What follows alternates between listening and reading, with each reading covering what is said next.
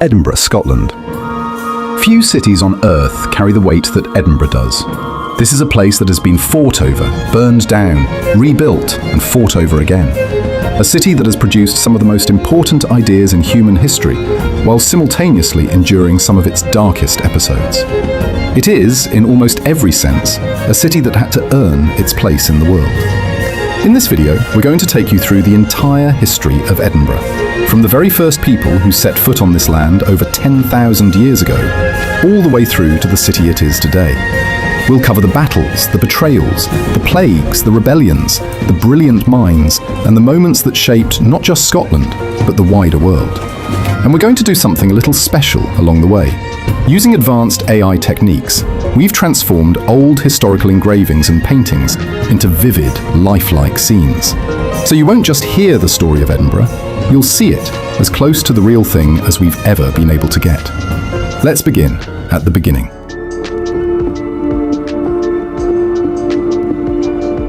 Long before Edinburgh had a name, this land was already alive with people. The earliest evidence of human habitation in the Edinburgh area comes from Cramond, a coastal settlement just to the northwest of the modern city. Archaeological finds there date back to around 8,500 BC. That's the Mesolithic period, the Middle Stone Age. These were hunter-gatherers, following the land and the seasons, living off the sea and the river. They left almost nothing behind, except a scattering of flint tools and the faint trace of their fires. Thousands of years pass. Bronze Age and Iron Age communities settle on the high ground, on Castle Rock, on Arthur's Seat, on the Craiglockhart Hills and the Pentlands. These were permanent hill forts, home to tribes whose culture bore strong similarities to Celtic peoples across Central Europe. They built, they farmed, they traded. When the Romans marched north into the Lothian area towards the end of the 1st century AD, they found a Brythonic Celtic tribe already well established here. The Romans called them the Votadini. They built their own fort at Cramond, connecting it by road all the way down to York. But Rome's grip on this far northern frontier was always shaky, and eventually they pulled back. The Votadini remained. Over the following centuries, the Votadini's descendants, known as the Gododin, built a hill fort called Din I Din. That name is where Edinburgh gets its name. Din meant fortress or stronghold. I Din referred to the wider territory. The most likely location for this fortress was Castle Rock, that dramatic volcanic plug of basalt rising sharply from the landscape. You can still see it today. It's been commanding the view for millions of years, and it's been commanding the politics of this region for over 1,000. Around the year 600 AD, the Gododin made a fateful decision. Their king, who I most certainly won't be able to pronounce, assembled a warband here to strike south against Germanic Angle settlers encroaching from below.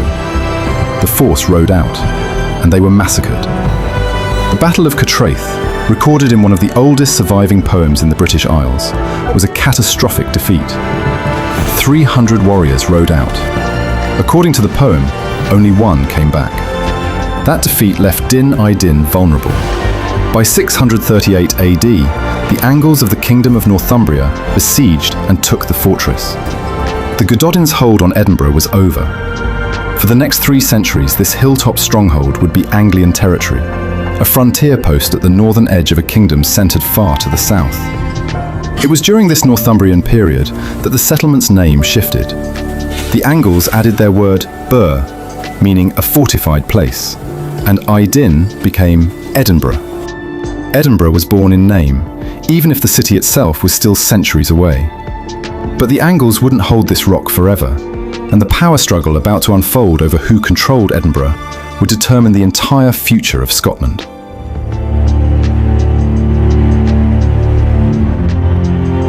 Through the 10th century, Northumbria's grip on the north weakened. The Kingdom of Scotland, growing in power and confidence, began pushing south. Sometime between 954 and 962, Edinburgh, referred to in old chronicles as Oppidum Eden, was ceded to the Scottish king Indulf. In 973, the English king Edgar the Peaceful formally granted the region of Lothian to Kenneth II of Scotland. The rock that had changed hands so many times was, finally, Scottish. But it's King Malcolm III, known as Malcolm Canmore, meaning Great Chief, who begins the transformation of Edinburgh from a frontier stronghold into something more. Malcolm keeps his royal court primarily at Dunfermline, across the Firth of Forth, but he starts spending more and more time here. He builds a small chapel inside the castle for his wife, Queen Margaret, a woman who will later be canonised as a saint. That chapel, St. Margaret's Chapel, still stands today inside Edinburgh Castle. It's the oldest surviving building in the city, though most scholars now believe it was completed or rebuilt by their son, David I, in his mother's memory after her death. Margaret herself is a fascinating figure. Born into the English royal house but raised in Hungary, she arrived in Scotland after the Norman conquest of England made her homeland unsafe. She was deeply religious, charitable, and unusually well educated for her time. She softened the rougher edges of the Scottish court and brought it into closer contact with the wider European Christian world. Edinburgh was lucky to have her presence, even briefly. Then